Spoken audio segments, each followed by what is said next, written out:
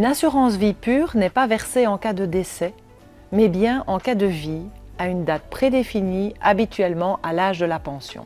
Vous épargnez ainsi un capital pension complémentaire qui s'ajoutera à la pension légale que l'État vous versera. La pension légale s'avère souvent insuffisante pour maintenir son niveau de vie à la pension. Une épargne complémentaire est donc la bienvenue. Mais une assurance vie pure vous permet aussi d'épargner pour un projet spécifique, comme faire le voyage de vos rêves ou acheter un bateau par exemple. Vous pouvez opter pour un taux d'intérêt garanti sur vos versements.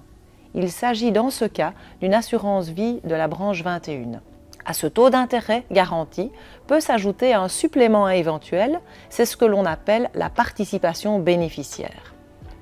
Ou bien vous pouvez choisir d'investir vos versements dans des fonds d'investissement. Il s'agit alors d'une assurance vie de la branche 23. Dans ce cas, vous ne bénéficiez pas d'un rendement garanti.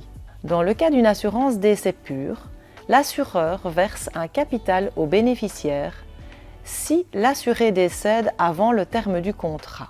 L'assurance décès peut être temporaire ou vie entière. L'assurance décès pure, la plus connue, est l'assurance solde restant dû. Cette assurance prévoit le remboursement du solde du prêt ou d'une partie de celui-ci en cas de décès de l'emprunteur avant le terme du crédit. Une assurance vie peut également combiner des prestations en cas de vie et des prestations en cas de décès. On parle dans ce cas d'une assurance vie mixte. Si l'assuré est encore en vie au terme du contrat, les prestations seront versées aux bénéficiaires en cas de vie. Si l'assuré décède avant le terme du contrat, alors les prestations seront versées aux bénéficiaires en cas de décès.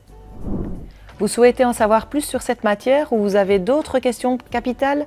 Je vous invite à consulter notre site nn.be et suivez-nous bien sur nos autres plateformes.